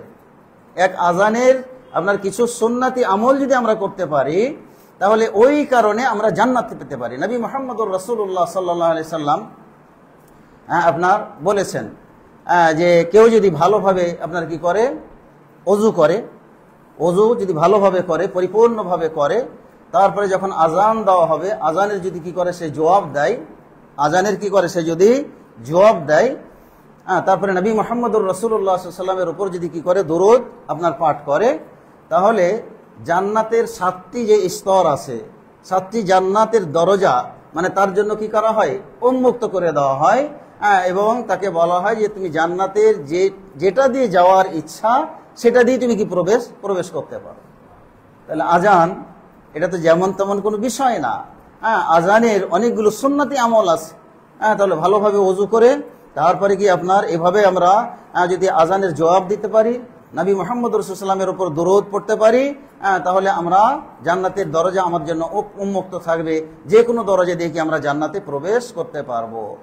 এমনকি অন্য হাদিস আছে যে যদি আজানের পরে আমার উপর কেউ দরুদ পাঠ করে, ওয়াজাবাত লাহু আশ-শাফাআহ, তাহলে তার জন্য আমার সুপারিশ আবশ্যক হয়ে যাবে। তাহলে এই আজানের এত ফজিলত, অথচ তো সেই আজানের জবাব আমরা দিই না। আজান হচ্ছে গল্প করতেছি, আলাপ আলোচনা করতেছি, আজানের শব্দগুলো আমাদের কানে আসতেছে, সেই আজানের শব্দগুলোর আমরা জবাব দিচ্ছি না। তাহলে তো আমরা এই সবগুলো থেকে কি থাকছি? বঞ্চিত থাকছি। তো সময় আমাদের নির্ধারিত যে সময়, আমাদের সময় প্রায় শেষের দিকে। সালাতের গুরুত্ব আর অনেকগুলো আছে, অনেকগুলো পয়েন্ট আছে। আজকে মাত্র আমরা কি এই কয়টা আলোচনা করলাম যে সালাত এটার জন্য কি করা হয়? আহ্বান করা হয়, ডাকা হয়। হজের জন্য ডাকা হয় না, সিয়ামের জন্য ডাকা হয় না, যাকাতের জন্য ডাকা হয় না, বা এরকম আলাদা কোনো ঘোষণা দেওয়া হয় না। বা আরো অন্যান্য যত ফরজ আছে ওই ফরজগুলো আদায় করার ক্ষেত্রে কি করা হয় না? এরকম ঘোষণা দিয়ে আহ্বান জানানো হয় না, অথবা স্পেশাল এরকম কোনো ডাক দেওয়া হয় না। একমাত্র সালাত, এই সালাতের জন্য স্পেশাল ডাক আপনার কি দেওয়া হচ্ছে। মুয়াজ্জিন যারা এই সালাতের জন্য যারা আহ্বান জানায়, এই আহ্বান যারা জানায় এদের ফজিলত কি আমাদের জানা আছে? যারা আজান দেয় এদের ফজিলত জানা আছে? এদের ফজিলত কি? কিয়ামতের দিন তাদের ঘাড় সকলের চেয়ে কি হবে? লম্বা হবে, উঁচু হবে। এখন এই উঁচু মানে ঘাড় যদি বেশি উঁচু হয় তাহলে দেখতে খারাপ লাগবে না? সেটাও তো একটা বেখাপ্পা লাগবে, তাই না? যে আমাদের স্বাভাবিক ঘাড়, আমাদের এই ঘাড় কি আসলে তাহলে একেবারে 5 হাত 7 হাত লম্বা হবে? বিষয়টা এমন না। অর্থাৎ এখানে তাদের মর্যাদাটা কি হবে? অনেক উঁচু হবে, অনেক উঁচু স্তরের হবে। অন্যান্য কি মানে মুসল্লি যারা আছে, ইমানদার যারা আছে, যারা আজান দেয় নাই, এদের চেয়ে এদের মর্যাদা অনেক কি হবে? উঁচু হবে। তো এই ঘোষণা যখন নবী মুহাম্মদুর রাসূলুল্লাহ সাল্লাল্লাহু আলাইহি ওয়াসাল্লাম দিলেন যে মুয়াজ্জিনদের এরকম মর্যাদা হবে, তো রাসূল সাল্লামকে জিজ্ঞেস করলেন যে তাহলে তো মুয়াজ্জিনরা এই মর্যাদা নিয়ে গেল, আমরা কি পাবো? আমাদের কি হবে? আমরা তো আজান দেওয়ার শখ হয়, মন চাই, তো আমরা এই মর্যাদা থেকে তো বঞ্চিত হলাম। রাসূল সাল্লাম কি বললেন? রাসূল সাল্লাম বললেন যে হ্যাঁ, তোমাদের জন্য সুযোগ আছে, ওইরকম মর্যাদা পাওয়ার তোমাদের জন্য কি আছে? সুযোগ আছে। কি সুযোগ? রাসূল সাল্লাম বললেন যে যখন মুয়াজ্জিনরা আল্লাহু আকবার আল্লাহু আকবার বলবে, তুমিও আল্লাহু আকবার বলো। মুয়াজ্জিনরা যখন আশহাদু আল্লা ইলাহা ইল্লাল্লাহ বলবে, তুমিও তখন আশহাদু আল্লা ইলাহা ইল্লাল্লাহ বলো। এভাবে রাসূল সাল্লাম শিক্ষা দিলেন। হাইয়া আলাস সালাহ যখন বলবে তখন লা হাওলা ওয়ালা কুওয়াতা ইল্লা বিল্লাহ বলো। এবং তারপরে তুমি কি করো? রাসূলের উপর দরুদ পাঠ করো। তারপরে তো আজানের যে দোয়া আছে সেই দোয়া তুমি কি করো? পড়ো। তাহলে মুয়াজ্জিনরা যে মর্যাদা লাভ করবে অনুরূপ মর্যাদা তোমাকেও আল্লাহ রাব্বুল আলামিন কিয়ামতের দিন দিবেন। তাহলে আমাদের কি করা উচিত? আজানের জবাব দেওয়া উচিত, তারপরে রাসূলের উপর দরুদ পড়া উচিত, তারপরে আপনার কি করা উচিত? আপনার আজানের যে দোয়া আছে এই দোয়াটাও কি আমাদের পড়া উচিত। সব জায়গাতে আবার ভেজালও ঢুকাই দিয়েছে শয়তান। ইবাদত নষ্ট করার জন্য শয়তান তো নানান আপনার কি ফন্দি করে যে আমি এই মর্যাদাগুলো থেকে যেন বঞ্চিত হতে পারি। এজন্য আজানের মাঝে আমাদের দেশে শয়তান সবচেয়ে বেশি সুযোগ পেয়েছে। হুজুরদেরকে দিয়ে নতুন নতুন কিছু জিনিস যেগুলো আল্লাহর রাসূলের যুগে ছিল না, ওই জিনিসগুলো আমাদের মাঝে ঢুকিয়ে দিয়ে আমাদের এই মর্যাদাগুলোকে নষ্ট করার প্ল্যান কি আপনার করে ফেলেছে। আজানের ভিতরে কি আপনার প্ল্যান করেছে শয়তান দেখেন। অনেক এলাকায় আছে, আমাদের রাজশাহী শহরের কথা বলছি, একটা এলাকা আছে শিরোইল কলোনি, বিহারি কলোনি। তো সেখানে এছাড়া আরো কিছু পীরের যারা অনুসারী, আজানের আগে তারা কি করে? আসসালাতু ওয়াসসালামু আলাইকা ইয়া রাসূলুল্লাহ, আসসালাতু ওয়াসসালামু আলাইকা ইয়া হাবিবাল্লাহ বলে আল্লাহু আকবার শুরু করে। কি করে? শুরু করে। তাহলে আল্লাহর রাসূলের দুইজন মুয়াজ্জিন ছিলেন, একজন ছিলেন আব্দুল্লাহ বিন উম্মে মাকতুম, আর একজন ছিলেন আপনার কি বেলাল রাদিয়াল্লাহু তাআলা আনহু। তা আল্লাহর রাসূলের যারা মুয়াজ্জিন তারা কি মসজিদে নববীতে বা মক্কায় কখনো কি আজানের আগে আসসালাতু ওয়াসসালামু আলাইকা ইয়া হাবিবাল্লাহ ইয়া রাসূলুল্লাহ বলেছেন? বলেন নাই। মানে বিদআতি একটা পন্থা ঢুকাই দাও, আজানের যে মর্যাদা এই মর্যাদাটার 12টা বাজায় দাও। কে পেলায় না গেছে? শয়তান ব্রেন ঢুকাই দিয়েছে। আরে আল্লাহ রাসূলের উপর দুরূদ পড়াইতে একটা উত্তম কাজ, ভালো কাজ, তো আজানের পরে কেন পড়বে? আগে পড়ায় নাও একটু। আজানের পরে তো পড়তেই হয়, তো ওটা কি করে? একটু মানে নবীর মর্যাদা দিতে হবে। হ্যাঁ আল্লাহর উপরে, যে আল্লাহ আল্লাহু আকবার বলার চেয়ে একটু নবীর মর্যাদা দিয়ে কি করো, শুরু করো। হ্যাঁ দিয়ে কি করে আসসালাতু আসসালামু আলাইকা ইয়া রাসূলুল্লাহর বিদআত কি করা হয়েছে, ঢুকাইয়ে দেওয়া হয়েছে। হয়েছে না হয় নাই? হয়েছে। এরপরে কি একদল লোক প্রস্তুত থাকে যে কখন আশহাদু আন্না মুহাম্মাদুর রাসূলুল্লাহ বলবে। এমনকি মুয়াজ্জিনও আজান দিচ্ছে আশহাদু আন্না মুহাম্মাদুর রাসূলুল্লাহ বলার আপনার করে কি করে না? তাহলে এখানে আরেকটা বিদআত কি আপনার ঢুকালো, এখানে আরেকটা কি বিদআত আপনার ঢুকালো। আল্লাহ রাসূলের মুয়াজ্জিনরা করলেন না, আর আল্লাহ রাসূলের যারা মুক্তাদি, যারা সাহাবা, যারা কি সরাসরি আল্লাহ রাসূলের সাথে ছিলেন, তারা আপনার কি করলেন না, ভালোবেসে আল্লাহ রাসূলের প্রতি ভালোবেসে তারা কি মুখে আঙ্গুল চুমু দিয়ে আপনার কি করলেন না, চোখে দিলেন না। অথচ আমরা এটা করছি। নিয়াত কি? হ্যাঁ এটার কারণটা কি? যে আমাদের চোখের জ্যোতি কি বেড়ে যাবে। তো এটা কি হাদিসে রাসূলুল্লাহ বলেছেন? বলেন নাই। এখানে আর একটা বিদআত ঢুকাই দিল। এরপরে কি আজানের পরে আর আজানের দোয়ার ভিতরে কি করলো, আরো কিছু শব্দ সংযোজন করলো, আরো কিছু শব্দ সংযোজন করলো যেগুলো নবী মুহাম্মদুর রাসূলুল্লাহ সাল্লাল্লাহু আলাইহি ওয়াসাল্লাম সংযোজন করেননি। সেটা কি? ওয়ারযুকনা শাফাআতাহু ইয়াউমাল কিয়ামাহ, ওয়ারযুকনা শাফাআতাহু ইয়াউমাল কিয়ামাহ। শব্দ সংযোজন করে দাও হলো, মানে আজানের দোয়ার যে ফজিলত এটা 12টা বাজায় দাও, যে আল্লাহ রাসূল যে কালেমাগুলো বাক্যগুলো পড়েন নাই এরকম বাক্য ঢুকায় দাও। কেন? এটা তো ভালো অর্থ, যে ওয়ারযুকনা শাফাআতাহু, যা তার সুপারিশটা আমাদেরকে রিজিক হিসাবে দাও, হ্যাঁ আমাদেরকে দাও। ওয়ারযুকনা শাফাআতাহু ইয়াউমাল কিয়ামতের দিন। কথাটা তো বেশ ভালো, অর্থটা তো বেশ ভালো, কিন্তু আল্লাহর রাসূলের হাদিস অনুযায়ী তো এটা ভালো নয়। যেটা আল্লাহর রাসূলের হাদিসে শিখানো হাদিসে নাই, আল্লাহ রাসূলের মুয়াজ্জিনের আপনার কি কথার মাঝে নাই, আর আমরা যদি সেটা ভালো মনে করে করি তাহলে এটা ভালো হবে? এটা ভালো হবে না। এটা কি হবে? মন্দ হবে, যে আমরা আল্লাহ রাসূলের শিখানো দিনের বাইরে কি চলে গেলাম। তো সম্মানিত ভাইয়েরা, এরকম আপনার প্রত্যেকটা ইবাদতে এরকম কিছু বিদআতও কি শয়তান আমাদের ঢুকিয়ে দিয়েছে। কেন? যে ওই আমলটাকে যে কোনো উপায়ে বাতিল করতে হবে, নষ্ট করতে হবে। হ্যাঁ এটা হলো কি তার প্ল্যান, এবং তার সঙ্গী হিসেবে জাহান্নামে কি আমাদেরকে যেন আল্লাহ কিছুটা দিনের জন্য হলে যেন শাস্তি দেয়। বিদআত করাইয়ে দাও। হ্যাঁ এরকম বিদআতও কি ঢুকে যাচ্ছে। সালাতে বিদআত ঢুকতেছে, সিয়ামে বিদআত ঢুকাচ্ছে, কুরবানিতে বিদআত ঢুকছে, হজে গিয়ে বিদআত ঢুকতেছে, শিরক ঢুকতেছে। এই ব্যবস্থাগুলো কি করতেছে? শয়তান প্ল্যান করতেছে। তো যাই হোক, আমরা আলোচনা আর দীর্ঘায়িত করব না। আজকে যে কয়েকটি পয়েন্টের উপর আলোচনা করলাম, এই বিষয়গুলো আমরা মাথায় রাখবো, এবং প্রত্যেকেই আমরা চেষ্টা করব যে আমরা পারিবারিকভাবে যেন সকল সদস্যকে নিয়ে আমরা যেন সালাত আদায় করে নিজেকে মুসলিম হিসাবে দাবি করতে পারি। এই তৌফিক যেন আল্লাহ রাব্বুল আলামিন আমাদেরকে দান করেন। আল্লাহুম্মা আমিন। কেউ যেন বেনামাজি না থাকে, এটা আমাদেরকে মাথায় রাখতে হবে। তার কারণ যে নামাজ ছাড়া আমরা মুসলমান থাকতে পারবো না। অতএব আল্লাহ রাব্বুল আলামিনের কাছে প্রথমে দোয়া করি যে আমরা পারিবারিকভাবে যেন সালাত আদায় করতে পারি, সামাজিকভাবে যেন আমরা সালাত আদায় করতে পারি, রাষ্ট্রীয়ভাবে যেন আমাদের সালাত আদায় আপনার করতে পারি। সেই ব্যবস্থা যেন আল্লাহ রাব্বুল আলামিন করে দেন, এরকম পরিবেশ যেন আল্লাহ রাব্বুল আলামিন বানিয়ে দেন। এই দোয়া, এই কামনা আমরা করছি, এবং পরিশেষে আরও দোয়া করছি যে যারা এই হালাকার আয়োজন করেছেন, যারা আমরা এখানে উপস্থিত আছি, আল্লাহ রাব্বুল আলামিনের কাছে দোয়া করি আমাদের প্রত্যেকের গুনাহ খাতা, জীবনে যা করেছি আল্লাহ তুমি আজকের এই হালাকার ওসিলায় আমাদের গুনাহ খাতা মাফ করে দাও, আমাদের আত্মীয় স্বজনের গুনাহ খাতা মাফ করে দাও, আমাদের পরিবারের যারা তোমার ডাকে সাড়া দিয়ে কবর জগতে চলে গিয়েছে আল্লাহ তাদের কবর জগৎকে তুমি জান্নাতের আলোয় আলোকিত করে দাও। তারা কোনো ভুল ত্রুটি করে থাকলে আল্লাহ তুমি আমাদের দোয়ার ওসিলায় তুমি তাদেরকে মাফ করে দাও, এবং জান্নাতুল ফিরদাউসের যে সমস্ত সুযোগ সুবিধা আছে সেগুলো আল্লাহ তুমি তাদের কবরে সংযোগ করে দাও। সর্বনা আল্লাহুম্মা আমিন। এবং এই হালাকা যেন আপনাদের আরও দীর্ঘ সময় আপনার কি এটা স্থায়িত্ব হয়, কিয়ামত পর্যন্ত আপনার কি এরকম যাতে চলমান থাকে, হ্যাঁ সেই ব্যবস্থা যেন আল্লাহ রাব্বুল আলামিন করে দেন। কেন? যে আমরা শিক্ষিত মুসল্লি, শিক্ষিত ইমানদার, জ্ঞানী ইমানদার আর আপনার কি মূর্খ ইমানদার, এটা কোনোদিন সমান হতে পারে না। আল্লাহ তাআলা কোরআনুল কারীমে বলেছেন, কুল হাল ইয়াস্তাবিল্লাযিনা ইয়ালামুনা ওয়াল্লাযিনা লা ইয়ালামুন, যে হে নবী তুমি বলে দাও যারা জানে এবং যারা জানে না এরা কোনোদিন সমান হতে পারে না। অতএব যারা আপনারা হালাকায় বসেন আপনারা হলেন জানা ইমানদার, আর যারা হালাকায় বসে না, কোরআন হাদিসের আলোচনায় যারা বসে না, এরা হলো অজানা ইমানদার। অতএব অজানা ইমানদারের চেয়ে আপনাদের ইমান কি হবে? উঁচু হবে। আপনাদের ইমান কি হবে? উঁচু হবে। সকল মুসল্লি একরকম কি আপনার হবে না, তারতম্য আছে, সালাতের নেকি কম এবং বেশি হয়ে যাবে।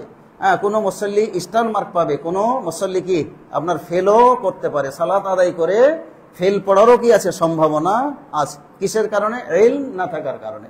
অতএব এইরকম হালাকা আমাদের বেশি বেশি হওয়া দরকার, মসজিদ ভিত্তিক এরকম হালাকা হওয়া দরকার। ওয়াজের মাঠে আপনার কি শিখা যায় না, ওয়াজের মাঠে গিয়ে আদায় করবে, এটা করবে, কেসা কাহিনী বলবে। হ্যাঁ, আপনার ওখানে কি আপনার ইলমি আলোচনা খুব কম হয়। আর মসজিদ ভিত্তিক যে দার্স বা প্রতিষ্ঠান ভিত্তিক যে আপনার কি ক্লাসে পড়া মাদ্রাসায়, এগুলোর কি আছে তারতম্য আছে। তো পরিশেষে আল্লাহ রাব্বুল আলামিনের কাছে দোয়া করি আপনাদের এই শ্রম বা আপনাদের যে কষ্ট করে আসা, এটা যেন আল্লাহ রাব্বুল আলামিন কবুল করেন। এর ওসিলায় আল্লাহ রাব্বুল আলামিন যেন আমাদেরকে সর্বোচ্চ জান্নাত, জান্নাতুল ফিরদাউস যেন আল্লাহ রাব্বুল আলামিন দান করেন। আল্লাহুম্মা আমিন। রব্বানা আতিনা ফিদ দুনিয়া হাসানাহ ওয়া ফিল আখিরাতি হাসানাহ ওয়া কিনা আযাবান নার। ইয়া হাইয়্যু ইয়া কাইয়্যুম বিরহমাতিকা নাস্তাগীথ ইয়া যাল জালালি ওয়াল ইকরাম।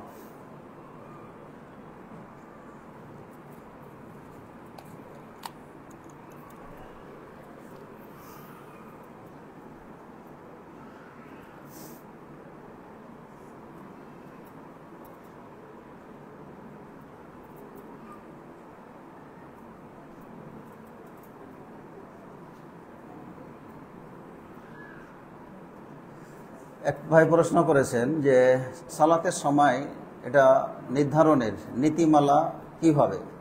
তো সালাতের নীতিমালা প্রত্যেকটা হাদিস গ্রন্থে দিয়ে দেওয়া আছে। একটা অধ্যায় আছে আপনার কি কিতাবু মাওয়াকিতিস সালাত, বুখারীতে, মুসলিম, যত হাদিস আছে যে সালাতের সময়সমূহ, কোন সালাত কখন স্টার্ট করতে হবে। যেমন ফজরের সালাত, যখনই আপনার দেখা যাবে পূর্ব আকাশে সাদা রেখা আড়াআড়িভাবে যখন প্রকাশ পাবে আসমানে পূর্ব আকাশে, তখন বুঝতে হবে যে এখন ফজরের সালাতের সময় হয়ে গেছে। তাহলে আউয়াল ওয়াক্ত এবং শেষ ওয়াক্ত সেটাও কি এভাবে দিয়ে দেওয়া আছে যে এখন এটা এই সময় থেকে নিয়ে এই সময় আপনার কি এটা হলো আউয়াল ওয়াক্ত, এটা হলো কি শেষ ওয়াক্ত। তাহলে ফজরের সালাতের এটা একটা আপনার কি নীতিমালা, যে পূর্ব আকাশে সাদা ভাবটা আপনার আড়াআড়িভাবে হওয়া, লম্বালম্বিভাবে না, আড়াআড়িভাবে হওয়া। আর জোহরের সালাতের নীতিমালা, ওখানেও রাসূলুল্লাহ সাল্লাল্লাহু আলাইহি ওয়াসাল্লাম বলে দিয়েছেন যে যখন সূর্য ঢলে যাবে, ঢলা মাত্রই কি জোহরের সালাতের সময় শুরু হয়ে যাবে।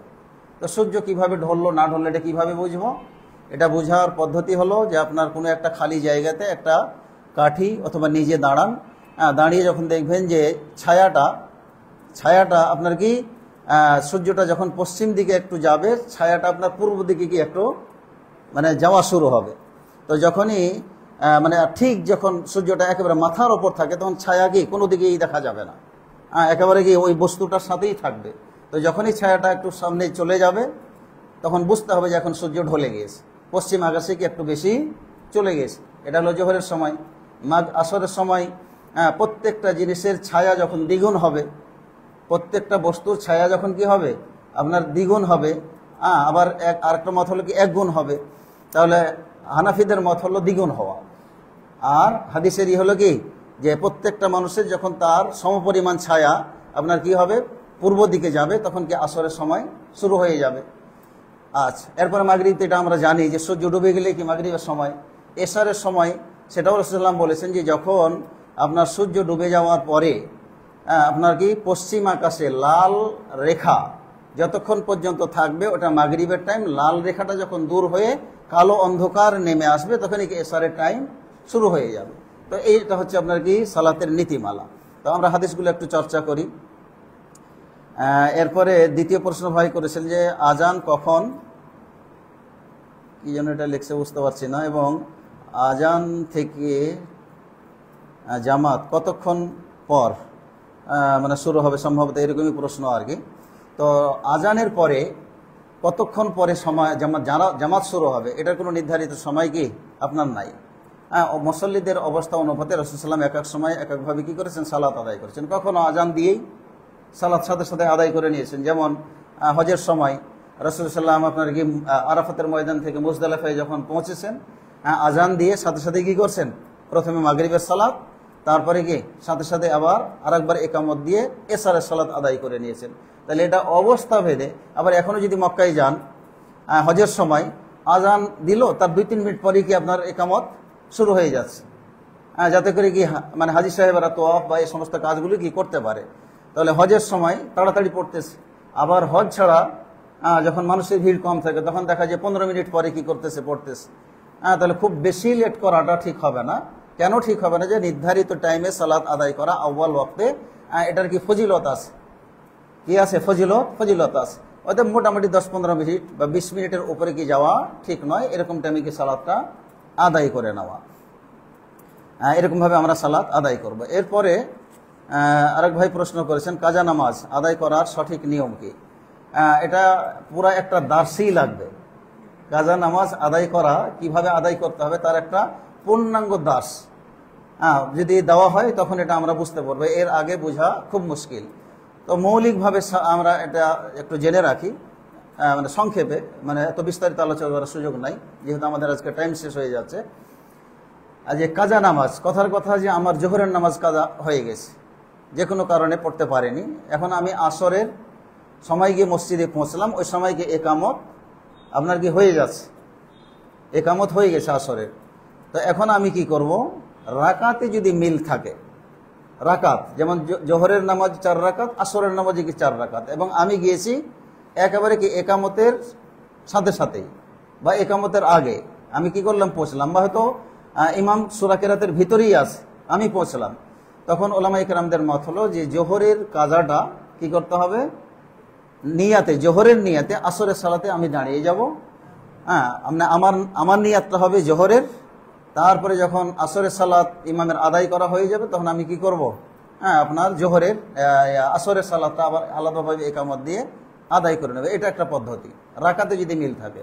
আর রাকাতে যদি মিল না থাকে, আমার আসরের সালাত কাজা হয়ে গেছে, আমি মাগরিবে গিয়েছি, তাহলে আমার উচিত হবে যে মাগরিবের সালাতটা আদায় করে নিয়ে পরবর্তীতে কি করা, আসরের সালাতটা আদায় করা। বা কাউরি হয়তো এশারের সালাত ছুটে গেছে, ফজরের সময় গিয়েছি আমি, তো এশারের রাকাতও কি মিল নাই, এশারের রাকাতের সংখ্যার সাথেও কি মিল নাই ফজরের, তাহলে আমরা গিয়ে প্রথমে ফজরটা পড়ব, এরপরে এশারেরটা কি পরবর্তীতে আপনার আদায় করব। এটা হলো আপনার কাজা সালাত আদায়ের কি আপনার নিয়ম। আর যদি হাতে সময় থাকে, একাধিক ওয়াক্ত যদি কাজা হয়, যে আমার 3-4 ওয়াক্ত কাজা হয়ে গেছে, পড়তে পারি নাই, যে কোনো কারণে পড়তে পারি নাই, তখন নিয়ম হলো যে প্রথম যে নামাজ অর্থাৎ জোহর আসর মাগরিব, কথার কথা দৃষ্টান্ত, জোহর আসর মাগরিব 3 ওয়াক্ত আমার নামাজ কাজা হয়ে গেছে, এশারের সালাত হতে এখনো সময় বাকি আছে, তো আমি প্রথমে জোহর পড়বো সিরিয়াল ঠিক রেখে আর কি, এরপরে আসর পড়বো, এরপরে কি মাগরিব পড়বো, এভাবে সিরিয়াল অনুযায়ী আমরা আদায় করব। তো যেটা বলছিলাম যে এই বিষয়টা আপনার কি একেবারে দীর্ঘ আলোচনা না হলে বিস্তারিত আমাদের মানে এটা মাথায় আসবে না। তো ইনশাআল্লাহ যদি সময় সাপেক্ষে কোনো শাইখ মাসাইক আপনাদের কাছে এখানে আসে, এভাবে একটা নির্দিষ্ট দাস আপনারা দিতে বলবেন, তাহলে ইনশাআল্লাহ আপনারা আরও ভালোভাবে জানতে পারবেন।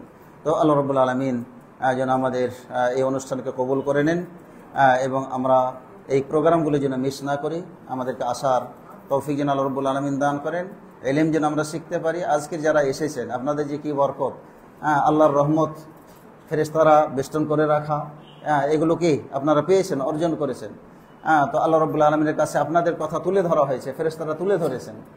আল্লাহ রাব্বুল আলামিন হাদিসে বলেছেন যে তারা কি আমাকে দেখেছে, বলছে না, তারা তো আপনাকে দেখে নাই। তারা কি চায়, বলছে তারা জাহান্নাম থেকে বাঁচতে চায়, জান্নাতে যেতে চায়। তো তারা কি জান্নাত দেখেছে, জাহান্নাম কি দেখেছে, বলছে না, দেখে নাই। তাহলে কেন তারা এরকম দাস বা এরকম ইলমি মাজলিসে তারা বসেছে, বলছে আপনার কাছে ক্ষমা চায়। আল্লাহ রাব্বুল আলামিন ঘোষণা দেবেন, যাও আমি সকলকে ক্ষমা করে দিলাম। তাহলে এরকম ইলমি মাজলিসে আসলে আল্লাহ রাব্বুল আলামিন আমাদের গুনাহ মাফ করে দেন। ফেরেশতারা কি এই বিষয়গুলো আল্লাহ রাব্বুল আলামিনের কাছে তুলে ধরেন। অতএব পারিবারিকভাবে যদি পারেন আসার চেষ্টা করবেন, সাথে নিয়ে আসার চেষ্টা করবেন, মেয়ে থাকলে মেয়ে, ওয়াইফ থাকলে ওয়াইফ, এখান থেকে যেন কিছু শিখে যেতে পারে। আল্লাহ রাব্বুল আলামিন সবাইকে সুস্থ রাখুন, যারা অসুস্থ আছে আল্লাহ রাব্বুল আলামিন সুস্থ করে দিন, আর যারা বিপদ আপদে আছে আমাদের বিপদ আপদ আল্লাহ রাব্বুল আলামিন দূর করেন। আল্লাহুম্মা আমিন। ওয়া সাল্লাল্লাহু সাল্লাম আলা নবিয়িনা মুহাম্মদ ওয়া আলা আলিহি ওয়া সাহবিহি আজমাইন। আসসালামু আলাইকুম ওয়া রাহমাতুল্লাহি ওয়া বারাকাতুহু।